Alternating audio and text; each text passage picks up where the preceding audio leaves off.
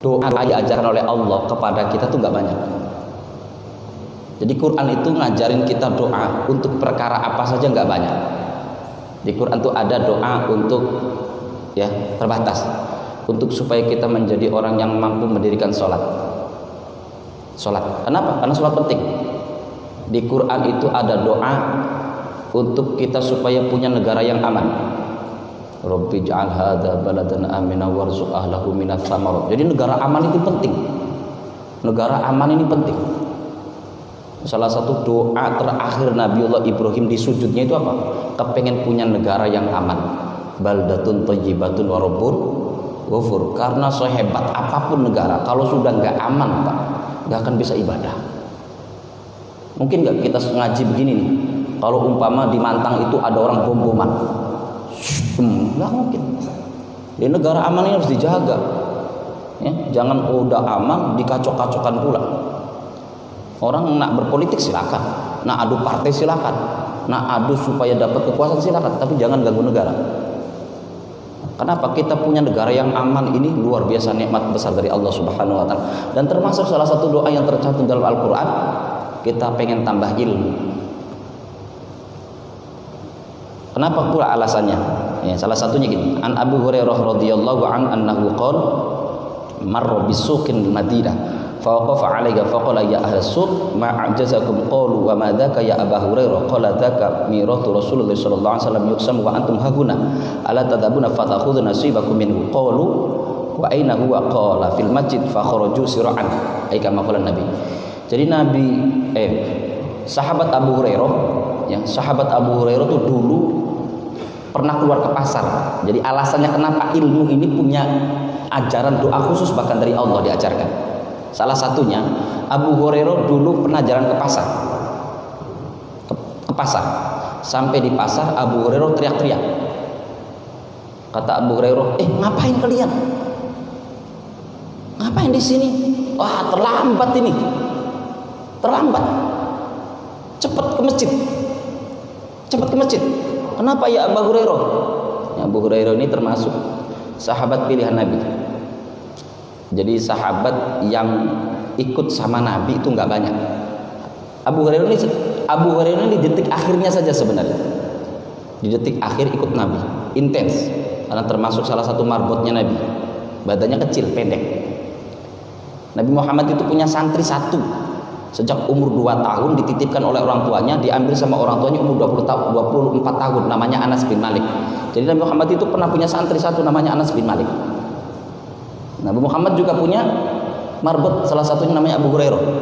Nabi Muhammad juga punya marbot perempuan namanya Ummi Makhzan. Jadi tukang sapunya Nabi Muhammad itu satu laki-laki yang paling terkenal Abu Hurairah. Abu Hurairah ini dekat sama keluarga Nabi. Abu Hurairah itu paling dibenci sama Syiah. Orang Syiah paling gak suka sama Abu Hurairah. Paling gak suka. Padahal Abu Hurairah itu termasuk ulama yang cerdas, pinter, dan banyak ikut Nabi dan dekat dengan keluarga Nabi.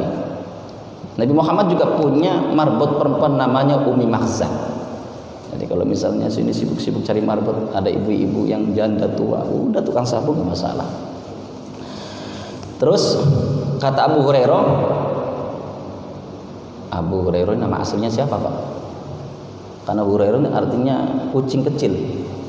Abu itu artinya bapak, yang suka Hurairah kucing kecil. Hurairah artinya kucing kecil, anak kucing. Karena hobi beliau itu suka mainin kucing. Kadang-kadang masuk ke jubahnya keluar dari ini. Makanya ini hikmahnya besar, Pak, kalau kita tahu ilmunya. Kenapa sebanyak-banyak binatang itu yang disenangi Rasulullah kucing? Pasti ada hikmah kalau kita nak kaji teliti. Kenapa Rasul gak pilih buaya umpama? Kenapa Rasulullah gak pilih burung? Kenapa Rasulullah gak pilih binatang-binatang yang lain? Kenapa Rasulullah dan sahabat-sahabat yang dekatnya itu lebih memilih untuk memelihara kucing? Apa yang dikerjakan Nabi? Fihi fadilatun wa hikmatun katsirah. Pasti ada banyak keutamaan dan hikmah yang besar. Jadi kalau pengen nak piara binatang, jangan ular kobra. Kalau pengen nak piara binatang, ya kucing. Kenapa kucing? Udah, silakan diamalkan aja. Ke pasar kata Abu Hurairah, apa yang menyebabkan kalian lemah ini? Di masjid lagi bagi warisan Nabi Muhammad. Di masjid lagi ada bagi warisan Nabi Muhammad. Wow, orang pasar Pak bubar, lari semua ke masjid. Siapa yang tak mau dengan warisan Nabi Muhammad? Kan kalau pikir-pikir Pak, siapa yang tak mau sorbannya Nabi Muhammad? Sampai sekarang sorbannya Nabi Muhammad masih disimpan loh Pak, masih ada. Ini kalau secara logika 1400 tahun harusnya sudah muai ya, sudah jadi debu Pak, masih ada. Sendalnya Nabi Muhammad masih ada, disimpan. Rambutnya Nabi Muhammad masih ada. Giginya Nabi Muhammad yang pernah patah ketika perang Uhud masih disimpan. Mungkin pikiran sahabat salah satunya mungkin itu kali ya. Ada sorbannya Nabi, ada jubahnya Nabi. Oh, pokoknya yang di pasar tuh bergegas Pak. Sampai di masjid, apa yang mereka katakan, wa waqafa Abu Hurairah hatta raja'u faqala lahum ma lakum faqalu ya Abu Hurairah qad ataina al-masjid fadakhalna qalu bala ra'ayna qauman yusalluna qauman yaqra'una al-Qur'an ay kama qala. Sampai di masjid mereka bangun, mana warisannya? Enggak ada orang bagi-bagi. Habis itu Abu Hurairah sudah nunggu di pasar, nunggu. Kenapa? Orang-orang tadi yang ke masjid pasti balik lagi. Pasti balik lagi. Sampai di pasar ketemu lagi dengan Abu Hurairah. Ya Abu Hurairah, kami udah ke masjid, tak ada apapun, nggak ada. Kata engkau bilang di masjid ada bagi-bagi warisan. Abu Hurairah sambil senyum. Apa kata Abu Hurairah? Di masjid apa yang kamu lihat? Nggak ada apa-apa.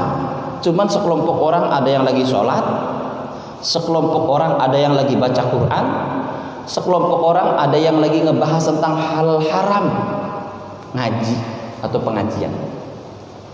Sekelompok orang ada yang lagi sholat, sekelompok orang ya yaqra'unal Qur'an wa qauman yatadzakkarun wa qaum, ya sekelompok orang ada yang sedang baca Quran wa qauman yatadzakkarun al-halal wal haram.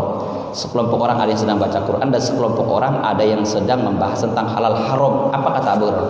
Tuh, yang sedang membahas halal haram itu, yang sedang majlis taklim itu, itulah warisan Nabi Muhammad sallallahu alaihi wasallam.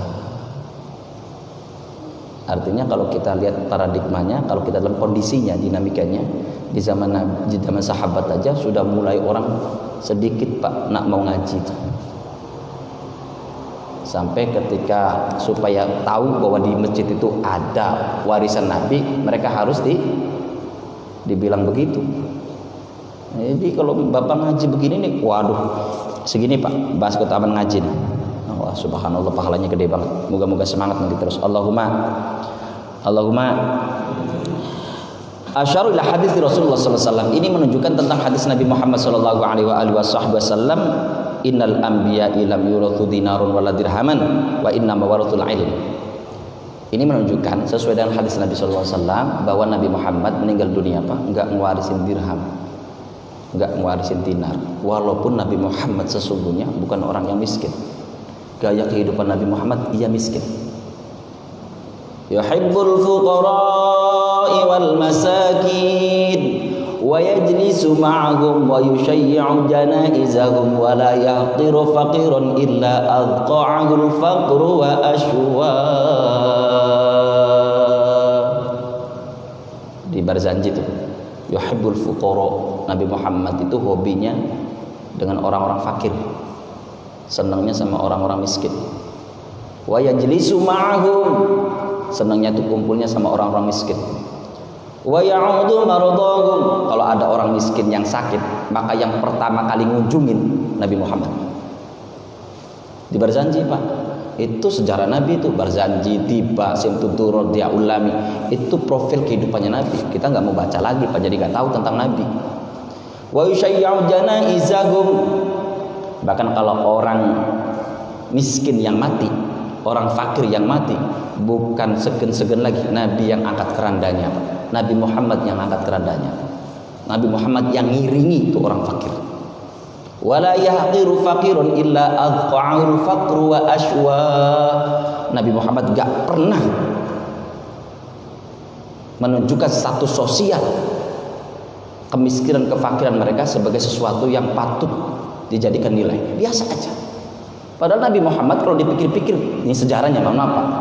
Jadi pola fakirnya Nabi Muhammad, pola kemiskinannya Rasulullah dalam kehidupannya itu pilihan Nabi, gaya hidupnya Nabi. Tapi kalau dilihat dari profil keberhasilannya, Masya Allah Pak, Nabi Muhammad umur 7 tahun tuh Pak sudah jadi peternak sukses. Hampir rata-rata orang Arab nitipin kambingnya ke siapa? Nabi Muhammad. Kenapa? Karena kambing yang dipelihara Nabi Muhammad gemuk-gemuk Pak. Kambing yang dititipin Nabi Muhammad itu hamilnya 2 kali lipat. Kalau umumnya orang mungkin sekali hamil maksimal 3, kambingnya Nabi Muhammad bisa 6. Dan kambingnya Nabi Muhammad itu bisa dibilangin Pak, bisa disuruh. Kamu di sini ya, jangan kemana-mana, di situ Pak, gak pergi-pergi. Bahkan di berjanji itu kalau dia makan rumput, rumputnya langsung tumbuh lagi. Ini kemuliaan Nabi Muhammad. Umur 11 tahun Nabi Muhammad Pak, umur 11 tahun Nabi Muhammad sudah diajak pamannya berdagang, bukan lagi keluar daerah, keluar negara, ke Damaskus, ke Syria. Umur 11 tahun. Bahkan umur 25 tahun Nabi Muhammad SAW, sebelum umur 25 tahun Nabi Muhammad sudah jadi saudagar sukses, menjadi orang kepercayaannya Sayyidah Khadijatul Kubra yang besok kelak jadi istrinya. Eksportir Pak.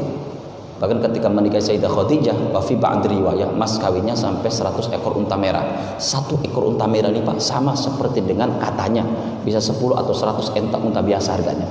Ada yang menghitung maharnya Nabi Muhammad dengan Sayyidah Aisyah itu, ya, ketika menikahi Siti Aisyah, jangan dipikir Siti Khadijah, jangan dipikir Sayyidah Khadijah orang kaya kemudian Nabi Muhammad demplek. Enggak Pak, mas kawinnya ada yang pernah ngitung. Muhammad yang masih muda itu umur 25 tahun kurang lebih menikahi seorang janda kaya raya di Makkah itu, mas kawinnya ada yang pernah menghitung 7M lebih.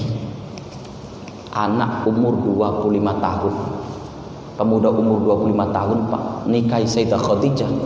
Kalau Sayyidah Khadijah sampai sekarang tanahnya masih ada Pak, sampai sekarang. Kalau Bapak ke Mekah, di belakang Mahbas Jin itu, di belakang hotel Mahbas Jin nanti ada batas-batasan tuh Pak, batu-batu disusun rapi di bukit-bukit itu. Saya pernah nanya sama guide saya, Ustaz, itu apa? Dia bilang ini tanah orang zaman dulu yang dibatas-batas. Sebelah sini tanahnya Khuwailid, sebelah sini tanahnya Khadijah. Pokoknya bebas. Saking banyaknya tanah. Tapi Rasulullah bukan miskin, gitu. Bahwa Rasulullah seperti orang miskin karena memilih. Senang dengan kemiskinan, senang dengan orang-orang miskin karena pilihan Nabi Muhammad SAW. Nabi Muhammad gak ninggalin dinar, Nabi Muhammad gak ninggalin dirham. Yang ditinggalkan Nabi Muhammad untuk umatnya ilmu. Ilmu. Orang yang punya ilmu namanya alim. Orang alimnya banyak, namanya ulama. Dan ulama atau alim ini orang yang mewarisi ilmu. Falsafah orang yang dapat warisan Pak, mungkin tidak sama persis dari orang yang punya harta. Pasti namanya warisan itu kan dibagi. Ada yang dapat mobil, ada yang dapat rumah depan, ada yang dapat rumah belakang, ada yang mungkin dapat rumah depan, ada yang mungkin dapat tanah di belakang. Namanya warisan. Jadi jangan persepsikan kalau Bapak pengen belajar dengan ulama, kalau pengen datang kepada ulama, itu gambarannya ulama itu harus seperti Nabi Muhammad, sempurna, maksum, tak punya celah, tak punya dosa. Pak, kalau begitu standarnya gak akan ketemu. Understand? Gak akan ketemu. Kita ini kadang-kadang mempersepsikan ulama itu ya harus kayak malaikat, gak boleh punya celah, gak punya salah. Padahal ulama ini Allah takdirkan mereka hanya dapat warisan dari Nabi Muhammad SAW. Sama seperti Bapak ketika punya harta, nah dibagikan ke 5 anak. Harta itu punya Bapak semua, mobil punya Bapak, rumah punya Bapak, ladang punya Bapak, sawah punya Bapak, sempurna itu. Toko punya Bapak. Tapi ketika sudah dibagikan ke anak, karena anak ini adalah waris dari para Bapak, mungkin gak semua anak dapat. Ada yang dapat sawah saja tapi nggak dapat mobil. Ada yang dapat rumah saja tapi nggak dapat ladang. Ada ulama yang mungkin faknya Pak, ilmu hisab, ilmu hisab, ilmu perbintangan. Bapak sekarang bisa tahu tuh sholat duhur jam berapa, sholat asar jam berapa, Ramadan kapan, nanti 1 Syawalnya kapan. Itu ada ulamanya tuh, ahli hisab. Ada ulama yang ahlinya tentang tafsir. Lalu kalau sudah ngomong tafsir dengan beliau, subhanallah, kita juga punya maestro maestro tafsir besar di Indonesia Pak, sekarang masih hidup, Profesor Dr. Quraisy. Subhanallah ilmunya itu diakui itu bahkan di Universitas Al-Azhar. Jarang kita punya ulama seperti itu. Ada ulama yang mungkin ahlinya ketabiban, Tibbun Nabawi, ahli pengobatan Nabi Muhammad SAW. Bahkan mungkin ada ulama yang ahli perdagangan, mungkin ada ulama yang ahli politik, ada ulama yang mungkin ahli strategi perang. Semuanya kan kalau dirunut-runut dari Rasulullah SAW. Ini ulama, dan ulama ini harus kita jaga Pak. Ulama ini harus kita jaga. Mautul alim ka mautul alam, kata Rasulullah. Bahkan meninggalnya orang alim itu seakan-akan matinya alam. Hari ini ada yang meninggal ahli matematik 1, mungkin Pak sudah menunggu di belakangnya ahli matematik 10 lebih. Bapak nih punya perusahaan, THK karyawan 20 orang, ahli ilmu IT, ahli ilmu manajemen, buka pendaftaran, dibuka lowongan 10 orang ahli IT, mungkin yang datang 100 lebih Pak. Tapi ketika masjid nggak ada yang ahli Quran, nggak ada imam, ketika kita buka lowongan Pak, belum tentu cepat dapat. Betul nggak? Dibutuhkan di Masjid Al-Ghufron, Darul Ghufron, imam dengan kemampuan ini. Besok belum tentu dapat langsung, bisa 2, 3, 4 bulan. Ketika datang belum tentu cocok. Kalau sudah cocok, jaga. Paham Pak?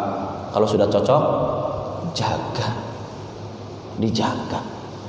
Al-imamud dhamit, bahkan imam itu orang yang bertanggung jawab kepada kita, bukan hanya urusan dunia, bahkan di akhirat. Bayangin Pak, Allahu Akbar, di belakang 200 orang.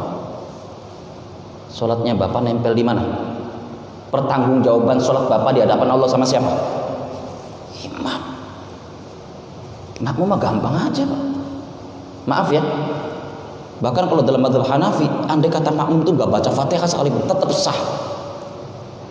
Kalau kita Syafi'i, karena pertanggungjawaban tadi itu, sampai ada makmum yang diem, sah. Kalau dalam mazhab Syafi'i kan tidak, tetap Fatihah itu rukun. Yang penting nih bapak-bapak, yang penting ini kalau dalam kitab ini ya ada, yang penting prosesi dalam berjamaah itu jangan sampai salah. Ada kata Nabi, ada 3 golongan orang ketika berjamaah. 1 dapat pahala 1, pahala 25. Karena ada riwayat itu 25, ada riwayat 27. Satu kelompok, satu golongan dia dapat 25 pahala atau 27 pahala dengan berjamaah. Satu kelompok lagi dapat 1, dan satu kelompok lagi nggak dapat apa-apa. Bahkan nanti di akhirat kepalanya berubah jadi keledai. Dalam hadis. Jadi kita berjamaah nih, ada 3 kelompok orang Pak, dapat 25 atau 27, dapat 1, enggak dapat apa-apa. Bahkan di akhirat kepalanya berubah jadi keledai. Siapa Ustaz? Yang dapat 25 ketika berjamaah sempurna. 1, tidak mendahului dan membarengi gerakan imam. Ini kesalahan yang lumrah ini. Salah tapi kebiasaan Pak, padahal fatal itu. Imam baru Allah par, Allah par. Nih makmum nih, umpama nih Allah par, sami Allah liman hamidah. Di belakang, depan imam, di belakang makmum Allah par, barengin terus. Bahkan Allah, imam baru sami Allah dah. Imam baru assalamualaikum warahmatullah. Dia sudah salam, sudah kedua. Imam baru salam pertama, dia sudah kedua. Jadi harusnya gini, Allahu Akbar, sempurna, nengok imam baru Allahu Akbar. Gantian. Sami'allahu liman hamidah. Sami'allahu liman hamidah. Allahu Akbar. Nah, Allahu Akbar, Allahu Akbar. Gitu. Yang dapat 1, yang barengin. Allahu Akbar, Allahu Akbar, Allahu Akbar. Makanya ada orang yang sholat cepat banget itu. Sholat sunnah, ya sholat sunnah itu boleh cepat boleh lambat, tapi kalau cepat kali ya jangan begitulah. Sholat sunnah sama sholat wajib lain Pak. Kalau sholat wajib memang sunnahnya lama. Kalau sholat sunnah cepat atau lambat sama, tapi tetap punya kode etik. Masa ya 23 rakaat, ya kan? Tarawih sama witir sampai cuman 7 menit. Ada yang 5 menit. Cepet nggak? Tadi GoPro berapa menit Pak? Ada setengah jam masih lah ya, 8 ya. Ya iya cepet boleh, tapi jangan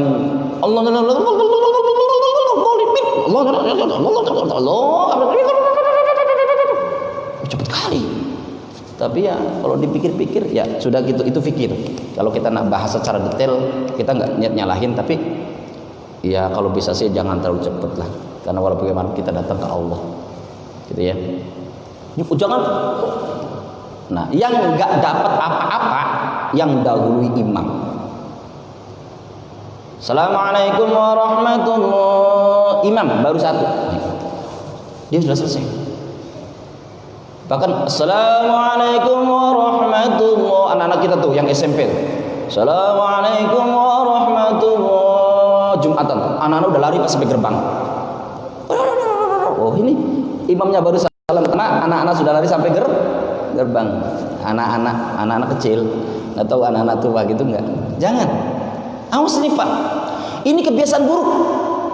Kadang-kadang yang ngerti hukum pun begitu, kebiasaan Pak. Awas, titinono. Kita sendiri yang punya standar. Kalau kita di belakang imam, jangan dahului imam. Minimal jangan ngebarengi imam. Walaupun kalau ngebarengin cuma makruh. Ngebarengin imam itu makruh, dapat 1 pahalanya. Jadi bapak sholat capek-capek cuma dapat 1 derajat kemuliaannya depan Allah. Tapi kalau sempurna enak. Bismillahirrahmanirrahim. Qala sallallahu alaihi wasallam inna asbahtum fi zaman katsirun fuqaha wa qalil qurra'u wa khutaba qalil sa'ilu katsirun maqdu'un al-'amalu fi khairu min al-'ilm wa sayati 'ala an-nas zaman qalil fuqaha katsirun khutaba qalil maqdu'un katsirun sa'ilu al-'ilmu fihi khairu min al-'amal. Dalam Ihya Ulumuddin, di zaman kita sekarang ini, kata Imam Ghazali, itu akan terjadi, ini sabda Nabi dari beliau meriwayatkan satu hadis, innakum asbahtum fi zamanin katsirin fuqaha qalil qura'u. Kalian akan menemui 2 tahapan waktu. Yang pertama, ketika kalian menemui ahli fikih sedikit, qura'u sedikit, ya. Ahli qura'u itu artinya hafid, ahli hafal Quran.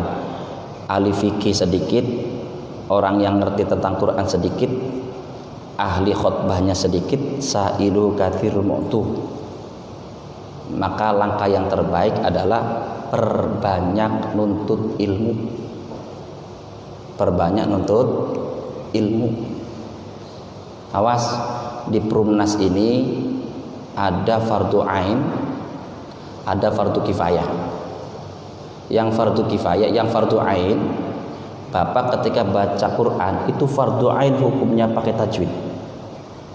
Man qara al-Quran bi ghairi tajwid faqiruhu mardud. Barang siapa yang baca Quran tanpa ilmu tajwid, maka bacaannya tertolak.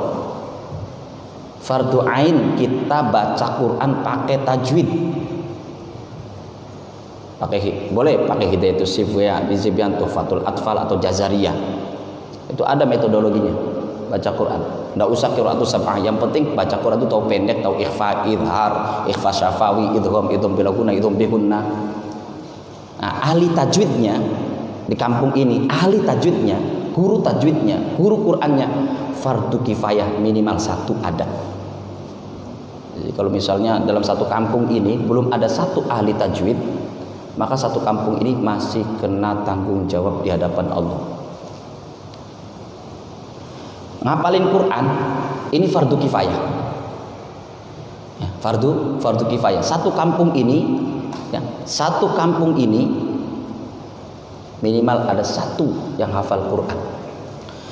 Tajwid 1, ahli fikih 1, ahli Quran 1, dokter 1. Dalam hadis dokter 1, bidan 1. Ini fardu kifayah. Jadi kalau sudah ada satu, berarti satu kampung ini sudah ketebus kewajibannya di hadapan Allah. Sama apa kayak ngurusin jenazah tuh. Ngurusin jenazah itu fardu kifayah. Kalau sudah ada sebagian kaum muslimin yang ngurusin, maka yang lain sudah terbebas dari tanggung jawab. Tapi kalau tidak ada yang mengurusin,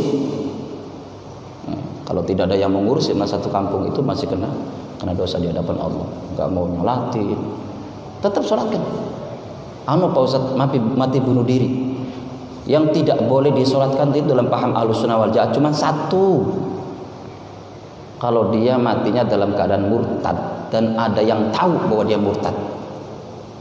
Kalau hanya dosa besar, ulama bersepakat selagi masih ada iman berarti dia mukmin.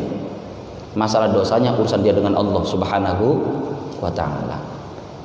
Cuman untuk pelaku dosa besar itu imamnya ya, Nabi Muhammad ini punya kebiasaan kalau ada sahabatnya yang meninggal karena sebab dosa besar dalam Arba'in Nawawi, Nabi Muhammadnya nggak mau nyolatin, tapi nyuruh sahabatnya sholatin imamin. Saya nggak mau nyolatin. Kenapa? Dia mati bunuh diri.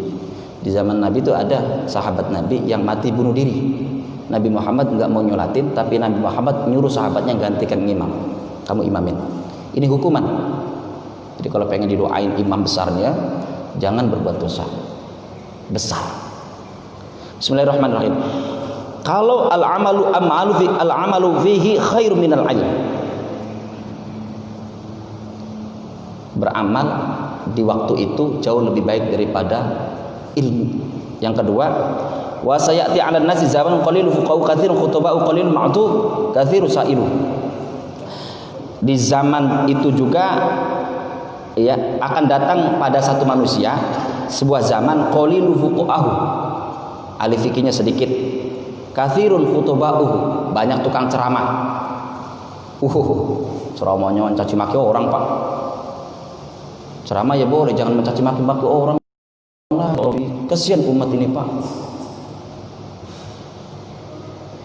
Saya paling tidak senang, Pak. Masa mencaci maki orang ceramah? Caci maki sana, caci maki sini, wah semua, bahkan kata-kata binatang dari mulutnya keluar. Janganlah seperti itu. Ini yang di depan kita nih umatnya Nabi Muhammad, Pak. Saya subuh datang ke sini nih, karena niat saya satu, memuliakan bapak-bapak semua. Karena bapak-bapak ini umatnya Nabi Muhammad, Pak. Saya yakin, Pak, kalau bapak dihina, yang nangis itu Nabi Muhammad.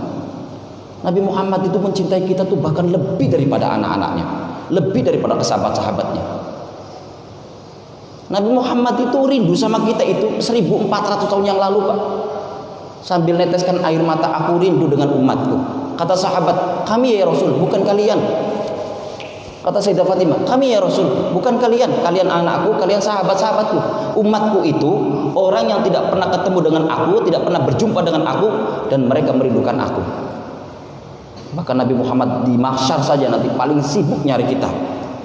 Jangan dihina. Bahwa akan ada banyak perbedaan di kalangan umat Nabi Muhammad itu fitrah, Pak. Loh, kata Gusti Allah begitu. Insyaallah la ja'alakum ummatan wahidah. Kalau Allah mau, kata Allah, kalau aku mau, kata Allah, aku tuh bisa bikin kalian satu umat, satu persepsi, satu pemahaman, satu partai, satu pilihan, satu hobi. Tapi kata Allah, aku nggak mau. Jadi jangan karena sebab perbedaan kemudian ini tukang ceramah. Jadi nggak ngerti dia hukumnya mencaci maki orang tuh. Wailul likulli humazatin lumazah alladzi jama'a malahu 'addada yahsabu anna malahu akhlada. Wailul likulli humazatin lumazah, celaka bagi setiap pengumpat dengan segala umpatannya. Ada orang yang mungkin belum nurut kita, belum ikut kita, ya doakan saja. Moga-moga walaupun tidak ikut kita, ikut orang lain sama-sama benar. Nanti kita sama-sama masuk surganya Allah Subhanahu wa taala. Qalilul mu'tu. Qalilul mu'tu gini, yang memberi sedikit. Donatur sedikit. Dermawan, dermawati sedikit. Wasaqluhu katsir. Pengemis banyak. Nanti kamu akan mendapati satu keadaan zaman, ya, satu keadaan zaman di mana keadaan zaman itu ahli fikihnya sedikit, tukang ceramahnya banyak, ya, tukang memberinya sedikit dan peminta-minta banyak, al-ilmu fihi khairun minal amal. Saat itu al-ilmu, belajar ilmu, khairun, lebih baik minal amali, daripada amal. Berarti apa Ustaz? Kalau andai kata zaman sekarang kita nih, sekarang masih banyak yang memberi apa yang meminta Pak? Sekarang banyak ulama atau banyak penceramah Pak? Kalau ulama ini minimal punya 4, minimal punya 4 fan ilmu, tafsir, hadis, fikih, kalam. Tafsir saja, qaidah tafsir, asbabul furud, asbabul nuzul, ilmul qiraah, ilmul kitabah, iqlab, idhar, ikhfa, idham bilahuna, idham bihunna, mad wajib, mad mutasil, mad wajib mutasil, mad mufasil. Hadisnya, ilmu hadis, mustalahul hadis, asbabul furud, ilmu kalamnya, ilmu alat, nahwu, sorof, dari jurmiyah sampai alfiyah. Mondok 14 tahun, 17 tahun, keluar bisa jadi ulama. Kalau umpama mondok nggak pernah, dia belajar juga dari siapa, gurunya nggak jelas, sanadnya nyampe tidak ke Rasulullah. Kalau kita nih Pak nggak sembarangan Pak di pesantren Pak. Saya baca Fatihah dalam qiraah Imam Hafiz. Ini saya belajar betul dari orang yang sanadnya sampai ke Rasulullah. Ada Imam Hafiz, ada imam yang lain bacaan Fatihah itu.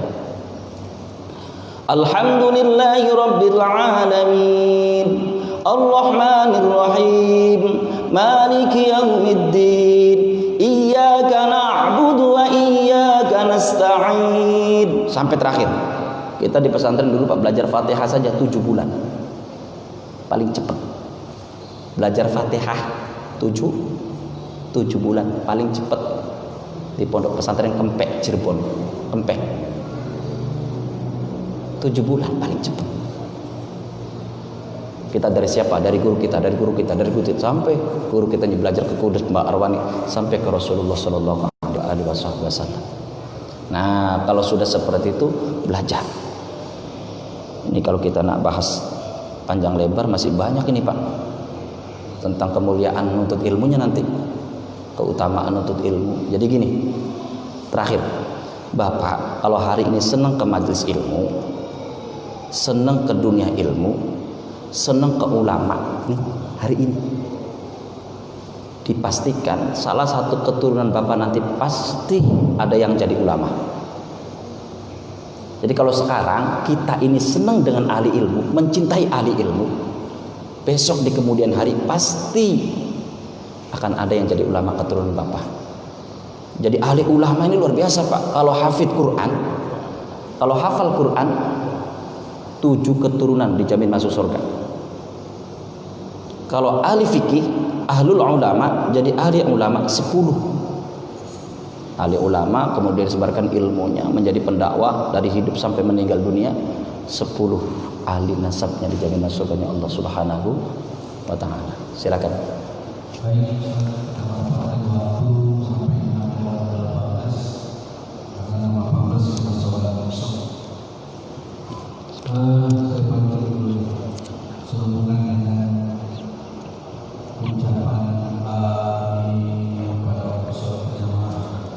apa? Oh, iya. Sering kedengaran sumbang imam belum lagi mengucapkan amin, jamaah sudah duluan. Jadi siapa sebenarnya harus beraksi supaya aminnya itu serentak? Karena kalau serentak kan dia ngampul yang subhanallah. Demikian Ustaz. Terima kasih. Ada 4 kemuliaan. Jadi Fatihah ini mulia. Fatihah ini mulia. Surat Fatihah ini saking mulianya sampai disebut ummul kitab, induknya Quran. Jadi kalau kita, mohon maaf ya, kalau kita tapi ngebandingin ayat Quran sebenarnya nggak boleh. Tapi kalau kita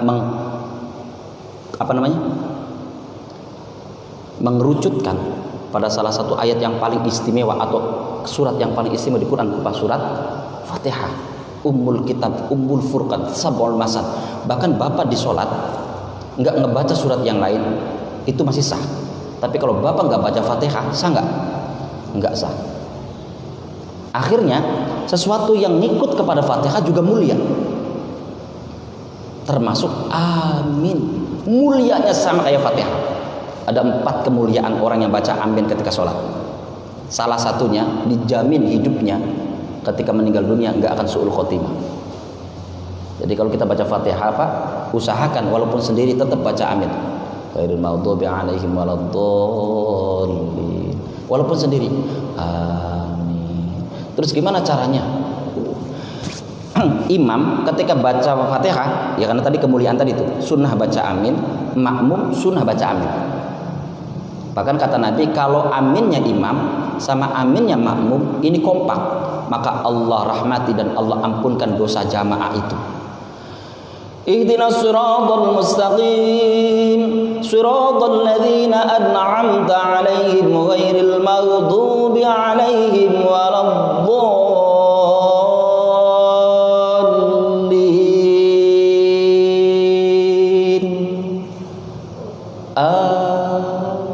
Coba latihan.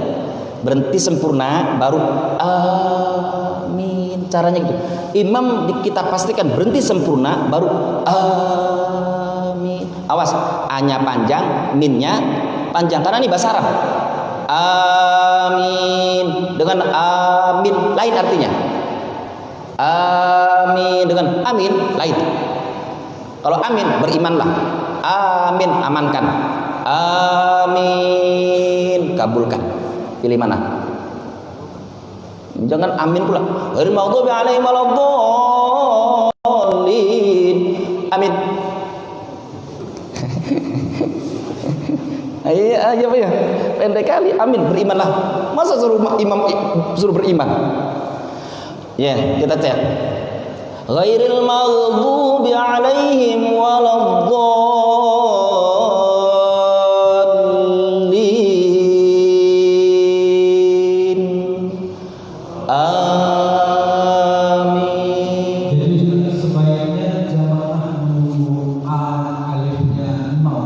Menunggu min, menunggu sempurna sampai minnya imam. Iya. Oh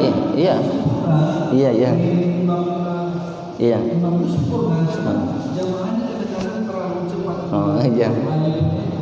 Iya, nunggu a-nya imam. Iya, nunggu a-nya imam pas. Awas jangan pelit-pelit. Oh, ini nikmat dapat berkah banyak keutamaan dari amin yang kita baca itu. Jangan tak ngomong. Tadi kunut aja sih nggak ada saya dengar amin tuh. Allahumma hdina fi man hadait. Mana yang amin kan?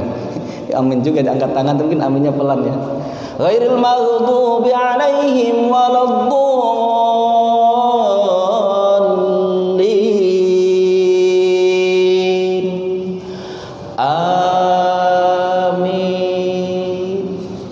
Allah ampunkan dosa kita, Pak. Ini sebenarnya bisa. Bisa. Cuma imam ini kadang pas saking semangatnya mungkin karena belum selesai, belum sempurna lagi walaupun imam. Ya kalau apakah mancingnya nggak tahu? Nah gini, kalau kurang-kurang sedikit nggak apa-apa lah. Karena gini, rukun qauliyah dengan rukun fi'liyah lain. Nih, kalau rukun fi'liyah gerakan itu mutlak, makmum tidak boleh mendahului imam. Kalau rukun qauliyah ucapan, makmum boleh. Andai terjadi makmum mendahului imam tentang bacaan amin, artinya tidak sama, tetap nggak apa-apa. Bedanya kalau andai kata bareng, jadi barengnya tuh nggak harus langsung persis, barengnya tuh nggak harus 100%. Kalau dulu-duluan sedikit nggak apa-apa lah. Yang penting jangan imamnya amin 1 menit yang lalu, makmumnya baru amin 1 menit yang kemudian gitu. Tapi kalau kurang-kurang sedikit nggak masalah Pak Haji. Karena ini fi'liyah. Bahkan amin ini sebenarnya bukan rukun. Bukan. Amin ini termasuk sunnah. Bahkan sunnahnya pun bukan sunnah ba'd. Kan di sholat kan ada sunnah ab'ad, ada sunnah ghairu ab'ad. Kalau sunnah ab'ad itu di dalam sholat kalau kita tinggalkan dengan sengaja, sholatnya tidak sah. Walaupun sunnah tahiyat awal. Tahiyat awal ini sunnah abad. Kalau bapak tinggalkan dengan sengaja, sholatnya nggak sah. Tapi kalau bapak kemudian lupa, ingat Allahu Akbar nih kebanyakan sholat nih. Harusnya tahiyat awal. Rakaat kedua harusnya tahiyat awal. Tapi Allahu Akbar. Subhanallah. Subhanallah. Subhanallah. Iya, iya. Subhanallah gitu. Ini udah subhanallah udah salah ini. Subhanallah niat ngasih tahu imam itu batal. Taghayyur sudah. Harusnya subhanallah saja, Pak Imam lupa. Subhanallah. Hari kita lainnya. Subhanallah. Subhanallah. Subhanallah. Ribut. Ini kan harusnya. Ini maksudnya sunnah apaan tadi itu? Gimana caranya Ustaz? Kalau kita sudah berdiri pada posisi qodiyah yang kedua dan sempurna, nggak boleh duduk lagi, justru batal sholatnya. Karena tambah rukun, tambah gerakan. Allah kalau baru Allah subhanallah bar. Tapi kalau Allahu Akbar, kalau makmumnya ngerti, yang ngasih tahu aja subhanallah, Pak Imam salah. Imamnya ngerti. Oh, tadi harusnya saya tahiyat. Enggak boleh turun lagi. Lanjut. Cuma karena ini sunnah ab'ad dan tanpa sengaja tertinggal tadi, kalau saya turun lagi malah nambah gerakan sholat. Cukup ketika sebelum salam sujud 2 kali sujud sahwi. Ini sunnah ab'ad. Kalau ghairu ab'ad, bacaan surat setelah Fatihah itu ghairu ab'ad. Bapak baca, enggak masalah. Enggak perlu sujud sahwi. Amin itu ghairu ab'ad. Bapak baca amin atau ya, sebenarnya enggak ada masalah. Tidak menjadikan kemudian Fatihahnya tidak sah, tetap sah. Cuman enggak dapat keutamaan, itu aja. Ke yang lain. Assalamualaikum warahmatullahi wabarakatuh.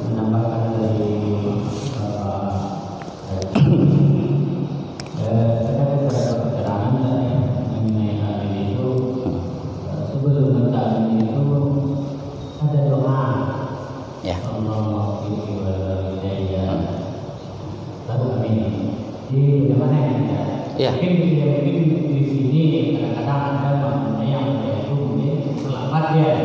Sementara yang tidak baca dia duluan. Iya. Iya. Sunnah. Walaupun sebagian ulama mengatakan hadisnya dhaif. Dalam kitab Fathul Mu'in, nih dalam kitab Fathul Mu'in, ini fannya mazhab Syafi'i. Jadi dalam mazhab Syafi'i itu ada beberapa panduan kitab fikih. Pertama yang paling kecil itu Sulam Munajat. Ini yang nyusun ulama Indonesia, namanya Syekh Imam Nawawi Al-Bantani. Yang kedua Safinah, naik ke Safinah. Ini bahasa Arab semua nih Pak kitabnya. Tapi yang punya orang kita, ya Ashabus Syafi'i, pengikut Imam Syafi'i. Yang kedua Safinah. Safinah ini yang nyusun Sayyid Yusuf Al-Makassari, orang Makassar. Nanti naik setelah Safinah, kalau Bapak pengen belajar ilmu fikih, namanya Fathul Qorib Abi Syuja. Abi Syuja ini sekretarisnya Imam Syafi'i. Nanti naik dari Fathul Qorib ke Fathul Mu'in. Nah, Fathul Mu'in ini Syekh Abu Bakar Asyaito, salah satu gurunya, salah satu muridnya Kiai Ahmad Dahlan. Kiai Ahmad Khotib Al-Minangkabawi kalau nggak salah. Dari Minangkabau. Jadi beliau punya murid namanya Abu Bakar Asyaito dari Mesir, menyusun sebuah kitab namanya Fathul Mu'in. Namanya orang kita, gurunya punya murid luar biasa. Kitab ini dikaji sampai naik ke Fathul Wahab, sampai ke Al-Baijuri, sampai yang terakhir Al-Um.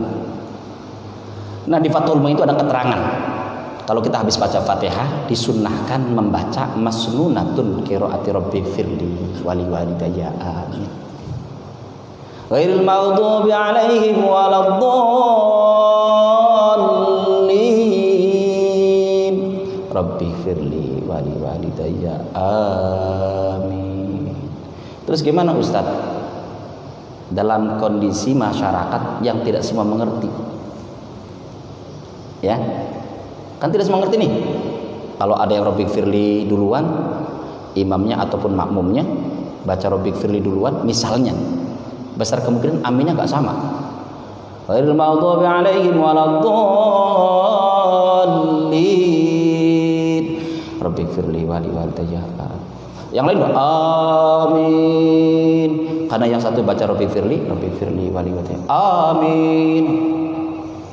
Dapat satu kemuliaan sih sebenarnya, tapi hilang satu kemuliaan. Gimana caranya? Ya dikasih tahu. Salah satunya sekarang sunnah membaca Rabbi firli. Walaupun sebagian ulama ada yang mengatakan hadisnya lemah, tapi bagi saya walaupun lemah hadis, Pak. Walaupun lemah hadis, jangan sembarangan. Justru karena lemah itulah jadinya sunnah, bukan wajib. Karena kalau hadisnya sahih bisa jadi rukun. Oh, paham? Jadi bolehlah kalau sholat sendiri minimal. Dan semua baca Fatihah, enggak mesti dalam sholat. Ketika baca Fatihah di tempat yang lain, ghairil maghdubi 'alaihim waladdallin. Rabbi firli, ya Allah ampunkan dosaku dan dosa kedua orang tuaku. Amin. Itu ada dalam kitab Fathul Mu'in. Ya, kalau dalam keadaan berjamaah, Ustaz, pandai-pandailah. Ya kalau masyarakatnya kira-kira udah pada tahu, ya boleh. Kalau di pesantren udah pada ngerti. Kayaknya keras banget Rabbi firli wali walidayya amin. Tapi kalau masyarakatnya nggak paham, ya pandai-pandailah. Karena ilmu juga ala qadri uquli. Kita mau menyampaikan sesuatu itu harus sesuai dengan kadar akalnya orang. Pengetahuan orang A, kita jangan nyontohkan yang C, takutnya salah paham. Oke? Istighfar 3 kali, doa kafaratul majlis. Astaghfirullahaladzim, astaghfirullahaladzim, astaghfirullahaladzim, astaghfirullahaladzim, astaghfirullahaladzim.